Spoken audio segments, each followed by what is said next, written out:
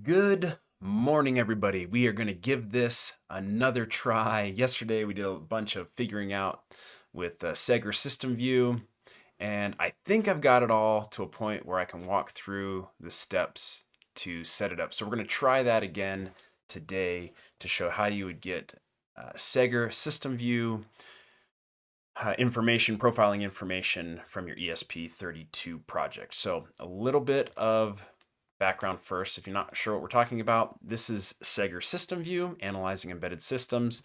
It allows you to inspect and profile things like the task switching and how much CPU tasks are using and when things happen and in what order. And so it just gives you a bunch of information for you to profile your project.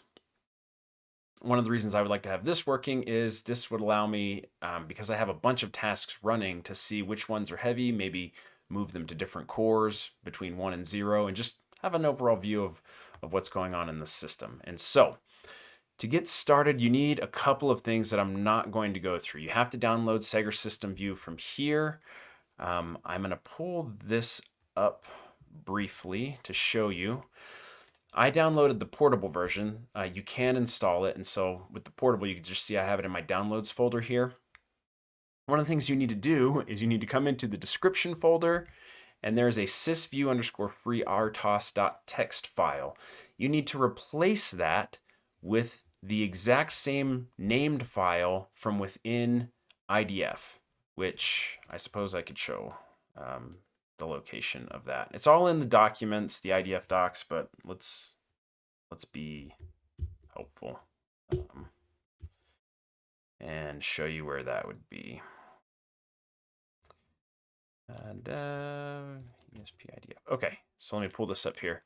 This is where I have my ESP IDF installed. It is in, I'm not going to remember now. Docs, your language locale, in my case English, API guides, and is it here?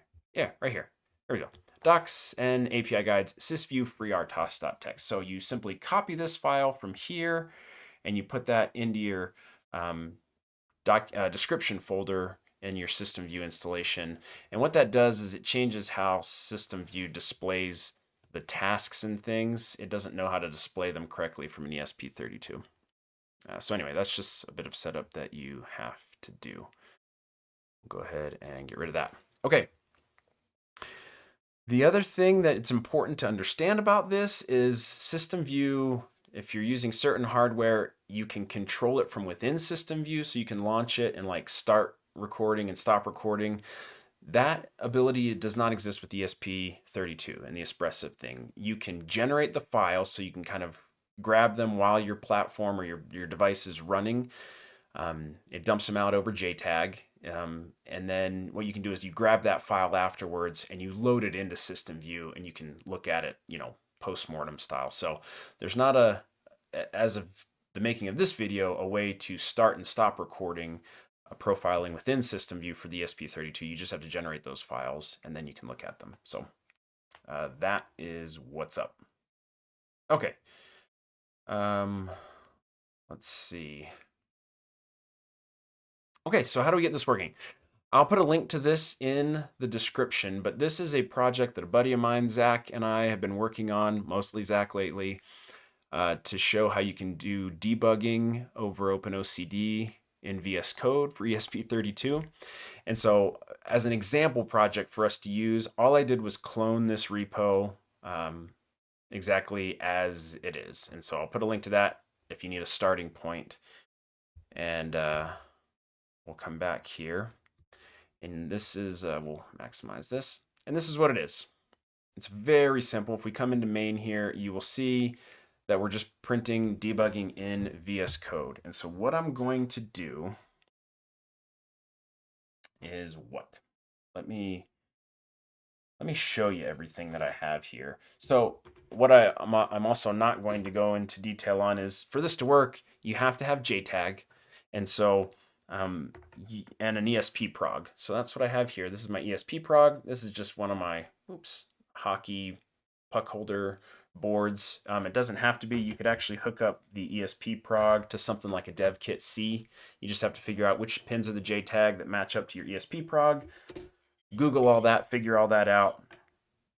This tag connect, very expensive $40 cable right here is how I have JTAG going from the ESP prog to my target device. And so that's, you can't see that, that's off the screen here, but just know that that's the setup that we have going. Okay. All right. Cool. All right. So just gonna push this stuff out here.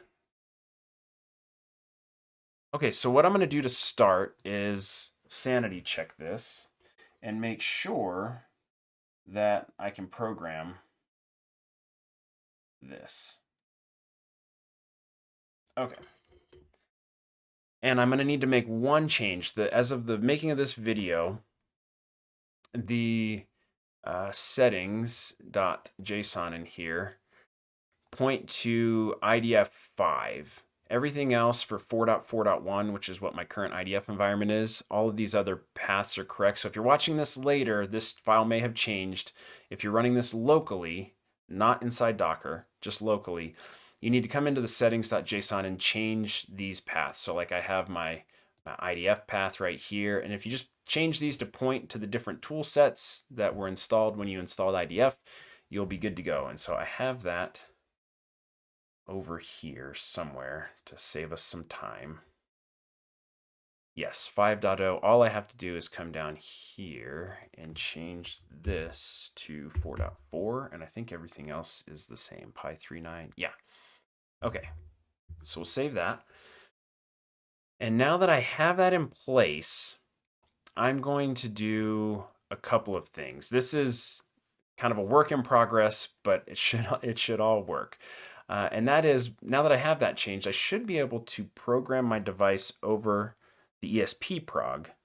You can always, like you would normally do, source IDF pi, which let me do that here. Source dev ESP IDF export.sh.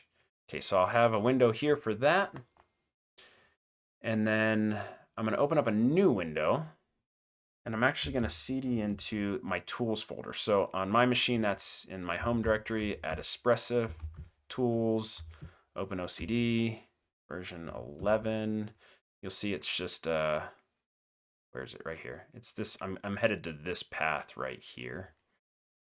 OpenOCD 32, bin, great, right here. And so right here, I'm going to remove app.bin and remove pro.bin because we'll get there. So all that should be in there is your OpenOCD executable. So I have that here.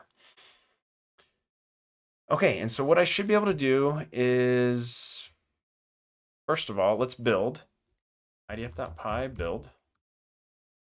And this should build, again, this very simple firmware that's just going to print out debugging in VS Code. It's got to build all the stuff.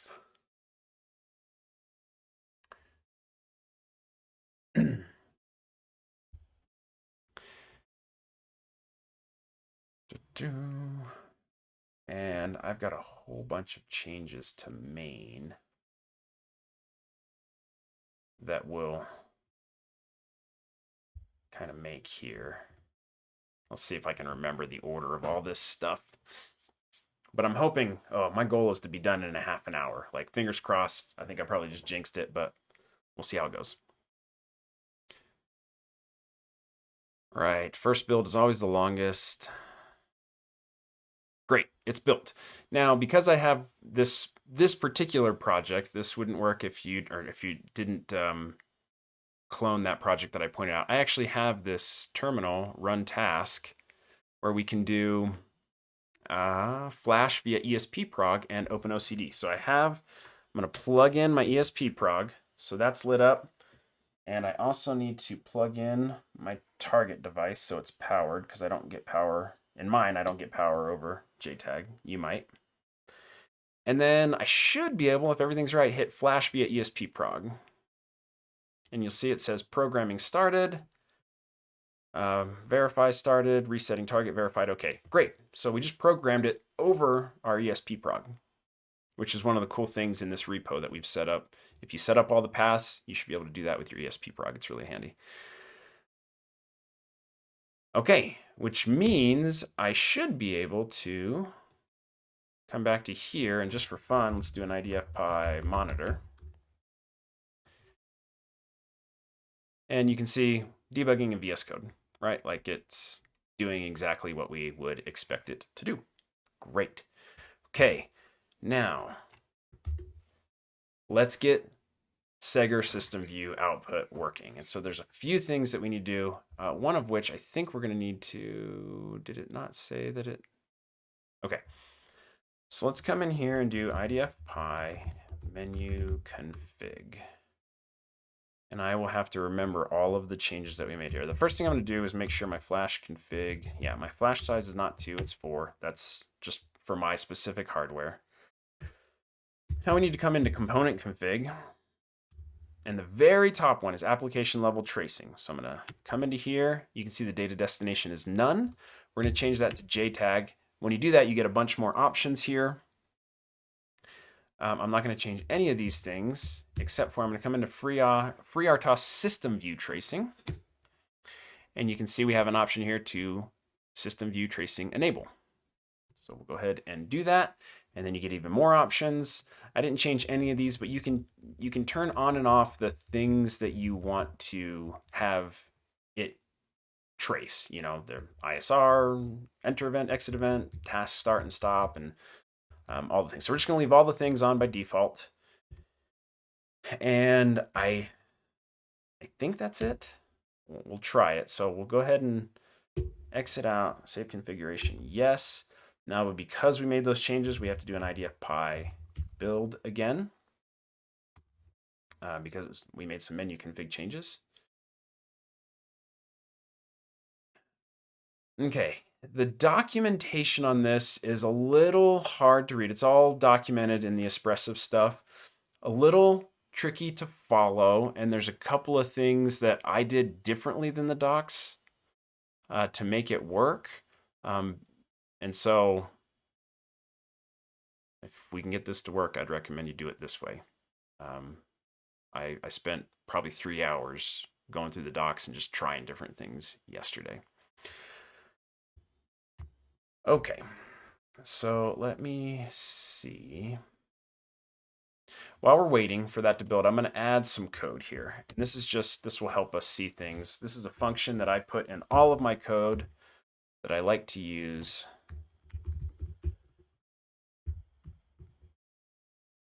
I think that's all we need to include. Is there another thread thing? ESP thread.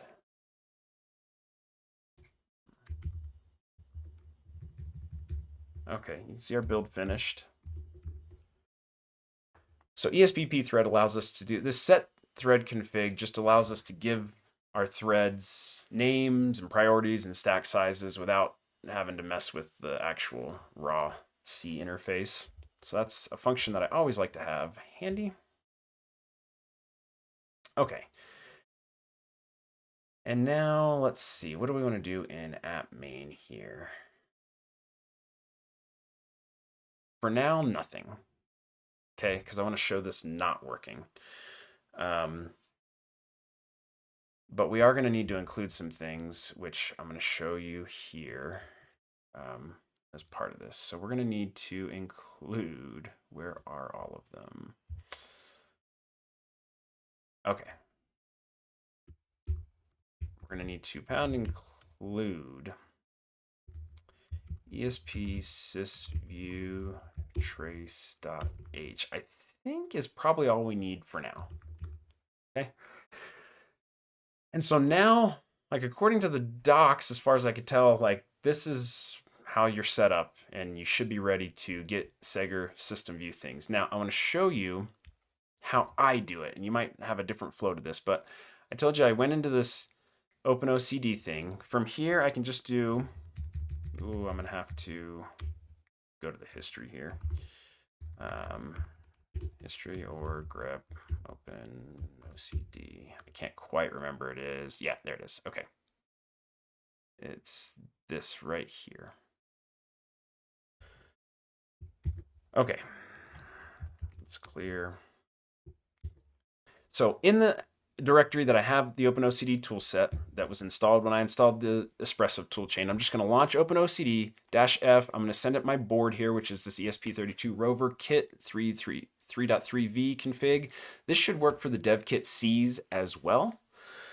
And so when I hit enter here, it's just going to launch OpenOCD. And it'll say it's listening. One of the things it says it's listening on port 444 for telnet connections. That's super cool. So let's come back over to another command prompt and do telnet. Oh, I can't remember the thing on this either. Localhost, there you go.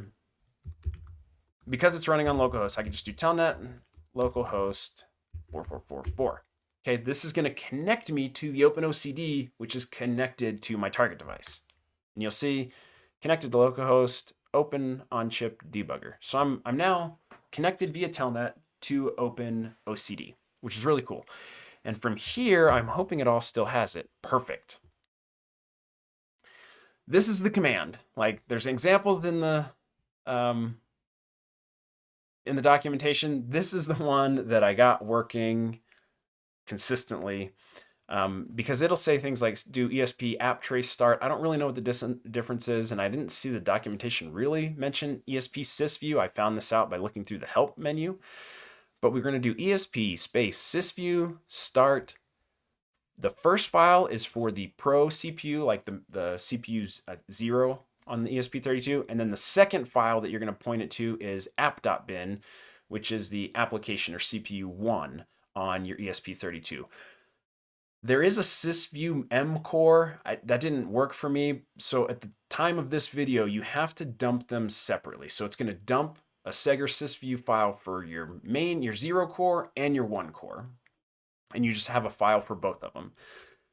These arguments out here say just keep grabbing it until I say stop. Because there's some things here where you can say, oh, there's a timeout and there's a max size of file that it'll create.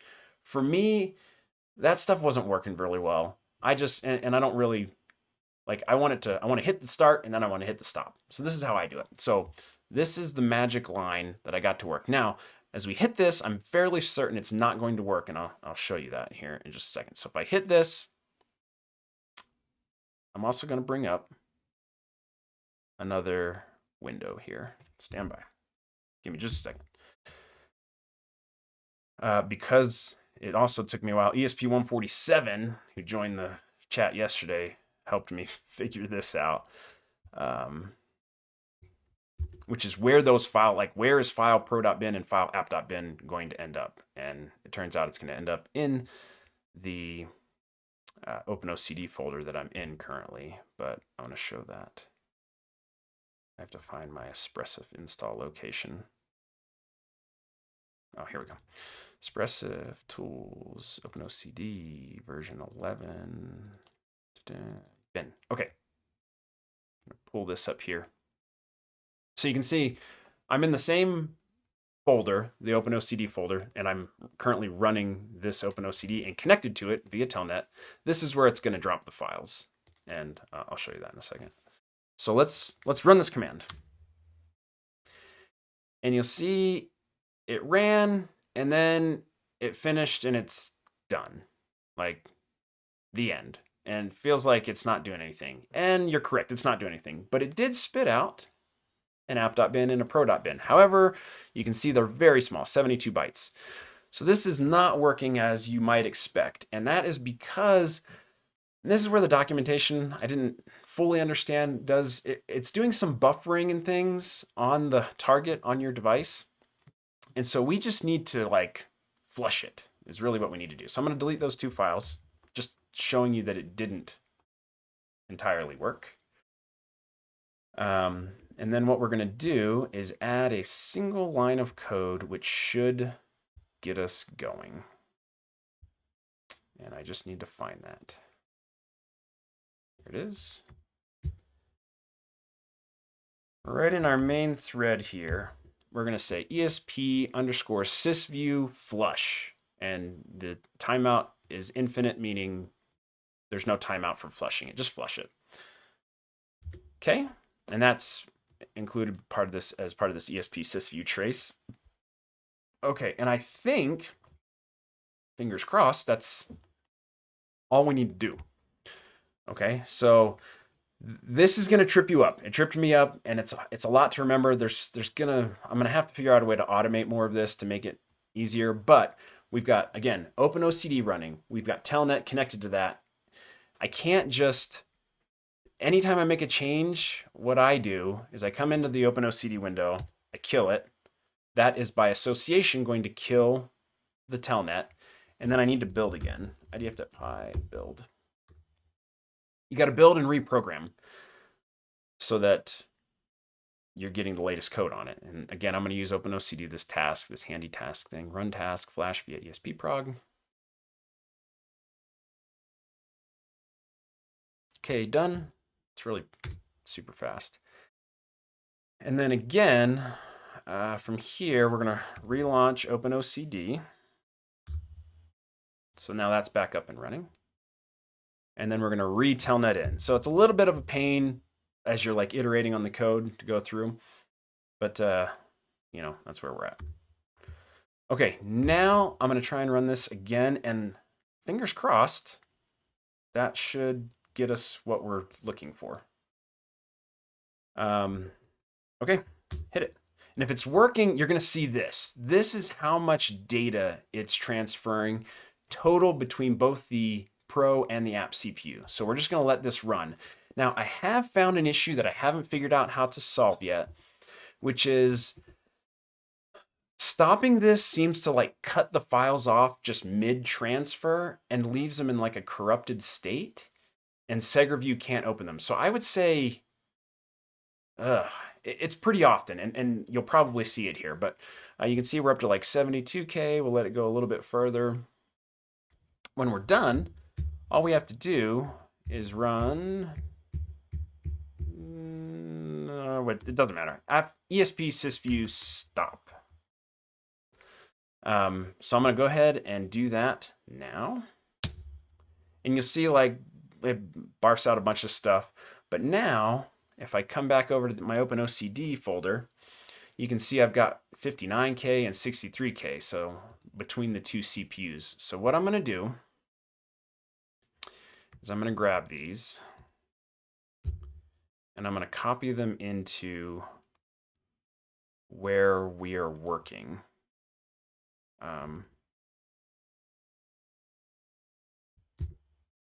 So you might not have seen that. They just dropped into my working like project area here. app.bin right here, pro.bin right here. And then what I'm going to do is I'm going to launch Segger SystemView. Continue. Okay. And this is an old one. But I'm going to drag it over here. So this is Segger SystemView. And let's see if this worked. So I'm going to do load data, file, load data. And I'm going to change my folder here. And let's temp, what I call it, SysView ESP32. Okay. Okay, so you see I've got my app.bin and pro.bin. This will either work immediately or it'll say loading and it'll freeze. So I'm going to hit app.bin, open. Beautiful. We've got a good batch here. Okay, it'll say 15,770 events loaded. It'll give you some information here. You can see ESP32 extensa. It'll give you the CPU frequency, like all this information. Great. Just hit OK here. And what I will get most times, again, because I think it's just cutting it off and not like closing it out nicely, is I'll get like I could not load the last event because it's in a weird state. And then again, I'll also see times where it just won't load at all. It'll get stuck on the loading. Your CPU fan will go up. You got to exit out I haven't figured out how to get around that yet, but here we are. Now, it gets super noisy here. You can see these are like all of the context. Let's see if we can change this a little bit. That are running. And normally, and this is the description file that we loaded in. So Espressif is giving to SeggerView, like, here are all of the different contexts that you could be running in. Timer 1, Timer 2, Watchdog, DMA 1, 2, and 3 for SPI. But normally I just scroll down to the very bottom and you'll see the real meat and potatoes, which is the tasks that are actually running. And in my case, you can see I've got my main task, the timer, IPC1 and IPC0. And again, this is on the app core. So this is on core 1. And yeah, you can see like over the course of collecting the data, this is what the CPU load was, which is like nothing because the thing is not doing anything. So we'll pull that up some. And then down here, you can see like every event that happened. Like it'll show you the systic events. Like this is where you could really get deep into like what exactly is the device doing, at certain points of time. And again, this is going to be a culmination, again, in the CPU load as well, is going to be the average over the whole time that you were grabbing data. So if you want to focus on just like, what does it look like when I'm connecting to Wi-Fi, start it right before that, and then stop it when you feel like it's done. And there are programmatic ways to do that, I believe. There are like SysView app trace start and stop functions that you can call from code. I haven't played around a lot with it. I'm just trying to get you started, and so you can go and play with it. So anyway, this is the timeline, and then this doesn't display super well because of how many things are here. It's got every single one of these context things. So this, I think I'd need a much bigger monitor to see, but it'll show you, it's basically a timeline that you can scroll through of like things that are happening, and you can see it's showing like, this is here and it highlights, that's where we're at. And it'll just keep going down the thing. If we scroll way, way down, we can probably see that there's very small, actually we won't. We will not ever see, as far as I'm aware, main, because our main is not running on this CPU. It's running on the Pro CPU, CPU 0. So let's do file, load data, and look at Pro. Cool. Now, if we come down, you can see main on this one is using 0.01% of the total CPU. Most of our time is being spent in the idle task, which is what we'd expect. But remember, in the other file, the CPU usage of main was 0. That's because it's not running on that core, it's running on this core. And so if you look down the timeline here, you should at least at some point see, there we go. Main was executing a little bit in here. If you do that, you'll get the CPU graph down in here to kind of like show you like what's happening. Again, these windows need to be resized and zoomed to make a little more sense. We can zoom in, we can zoom out like that. Anyway, I'm not going to give you the full, this isn't a system view training. It's just it's working. We've got Segger SystemView output. One thing I do want to show that I think is pretty cool is just how we can see things happening on the other thread and this terminal output. One of the things that I'm really disappointed that SystemView doesn't do out of the box is memory heap, like keeping track of the heap, because it would be great to see that. And Espressif has some things in the tool chain to help you with that, but it would be cool if it was in there. So what I'm going to do is let's minimize system view. I'm going to drop some code in here. And let's see, where did I put it? Okay, here we go. To give you an example, we're going to rename this to memory tracker. I don't know. And I need some heap, like header files, I think. What would those be? Maybe they're just part of ESP system. Well, we'll see if we get a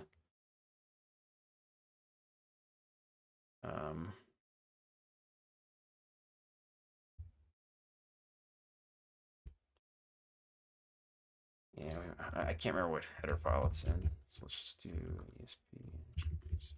Just see if it's in there. I don't know. Okay, so what we're gonna do, and this is just stuff that I was messing with. We can get rid of that. And the random number, we're gonna get rid of. Well, yeah, let's get rid of the heap stuff. Actually, I changed my mind. Okay. I'm just going to show you how to, one of the ways I got around this is I use the messaging system of SystemView to send heap information that I can track over time, is basically what I'm getting at here. I won't do that here. I'm just going to create a random number. So you can see this ESP random. I'm getting a number. I'm mallocing a string and you're saying here's a random number, putting that value in. So think of this not as, random number stuff. You could pass any message you want to SystemView, and this is how you would do it. And then I also created, I remember now, I had to create this helper function. If I can find. What do I do with it? Oh, here it goes. All right, I know we're over half an hour, but this is helpful stuff, I think. Okay. Cool. SysView-printf, like this function call ESP-SysView-printf has to take an arg list. And so there's no, so like you have to create your own arg list wrapper function around it with this ... so that you can then call my, this helper function, SysView-printf, and give it like a format string and arguments. So we're going to do, oops. Random number, and then instead of heap size, we'll just pass the num. Okay, and so this, you'll notice that, and I have a sleep here and a while true. I'm going to run this on a second thread on the app CPU so that we can see a couple things. We can see that we get app output on that second core, and that the system passing is working, the message passing.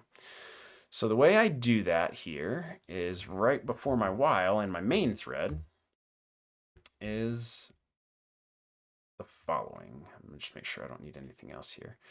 I use my little helper function called setThreadConfig, and then I give it a name, which I'll call it random num is the name of the thread. The core, instead of 0, which is the pro core, I'm going to put it on the app core, which is core 1. Stack size we'll just make super huge. It doesn't need to be, but just gonna, and then the priority, we'll give it 5. It doesn't really matter for our purposes. And then I'm gonna do standard thread, app thread, and it's going to call memory tracker, which now isn't memory tracker. We'll say, let's rename it random generator. There we go. Let's be good function namers. Random num generator. Okay. Okay, so, and we need obviously a semicolon there.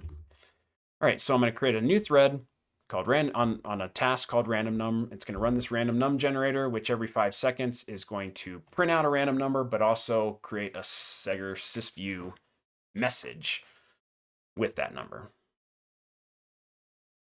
And so that's what this does. This ESP-SysView-printf is how you send a message to SystemView.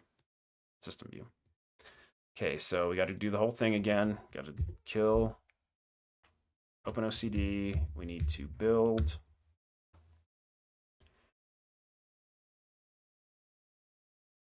Cool. I'm going to use my task to program.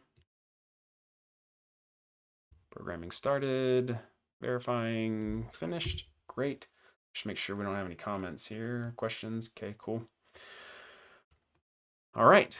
It's programmed. Now let's Start it back up. OpenOCD. And then we'll telnet back into it. And again, we're just going to run the start. I want to try something here while, on the fly. I wonder if I can do,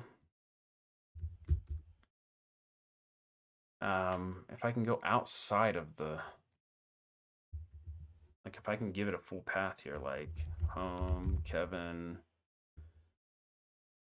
download, temp, SysView ESP32, pro.bin. And before I type that all again, let's just see if it works or if it gives me an error. So that I don't have to copy them, because copying them is kind of annoying. All right, let's just run that and see. And I'm going to delete these so I can see if it does that. Cool. Let's run it and see what happens. Look at that. That did work. Cool. So it's put my Pro one here and my app one over in my OCD thing. So that's cool. Now I don't have to copy them. That's great. All right, we'll let that run for, a little bit, collect some data, and then we'll take a look at it. And because I've got this thing sleeping for so many seconds, like it's good to let it run so I can actually call the thread and switch. All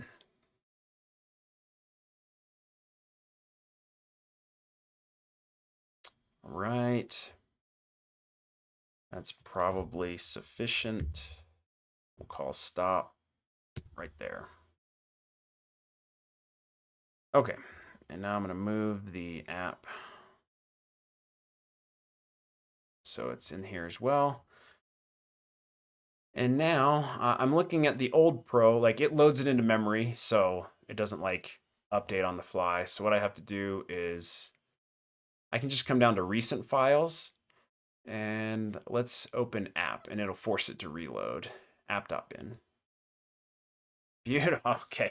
We're really getting lucky. So I would say like 50% of the time it doesn't work.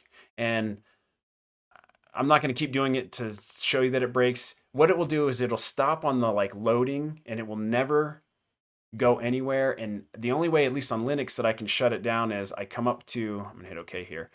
Everything is grayed out except for recent files. Just go to recent files and open like one of the ones that was included. And it'll say, I'm broken. It'll shut down and then it'll reopen for you. But we're getting lucky today. So this is the app.bin. This is the core one.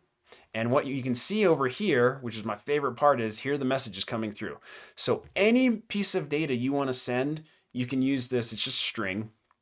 And you can see it's like, oh, it happened at this time. And notice the timestamp. This is seconds, milliseconds, all the way down into like nanoseconds, I guess. Ticks. Yeah, it's seconds. But anyway, it's 1.7 seconds. And then remember, it's a 5-second sleep. So 6.7, 11. So you can see it's happening every 5 seconds. We're getting this. And then if we scroll all the way down to the bottom here, you can see now we have this random num task. And it's most of our CPU, a very small percentage of it, but 0.01% to generate that random number and message it out. Again, main here, you'll notice, is 0 because we're looking at the app CPU, core 1. Yeah, and so we just go recent files, and let's open up the Pro one. Same thing. You'll come down here, and random num will be 0, and main will be 0.02 because main is running on core 0. And you'll notice that there are no messages over here in this box. And so that's it. It was a little longer than I wanted, but hopefully that can get you started with Segger SystemView and the ESP32 so that you can, like I said, just dump these files out and then come back and inspect them. And these are obviously very contrived, simple examples that aren't doing much, but if you have a bunch of tasks running on you'll be able to see like how much CPU are they using. Can you fit it all onto a single core? And the biggest thing for me is core balancing. Like I want to see how the cores are loaded and how I can distribute tasks between them. And like, oh, maybe I should move this one over here and this one over here to like more, to make them not run as hot. So anyway, that's it. I hope, like I said, that was helpful. Doesn't look like there's any questions. I appreciate everybody that joined. And that's going to do it this week for the streaming. I'll be back next week. Again, if you have questions or things you want to see on the ESP32, please stick them in the comments when this goes up on YouTube, or shoot me an email or message me in Discord. All that information is available so you can find me. I would love to help out if I can. Like I say, if you have a question or want to see me try something on ESP32, that's what this is all about, so we can all learn together. So that's going to do it. Until next time, I hope everybody has an awesome day and a great weekend.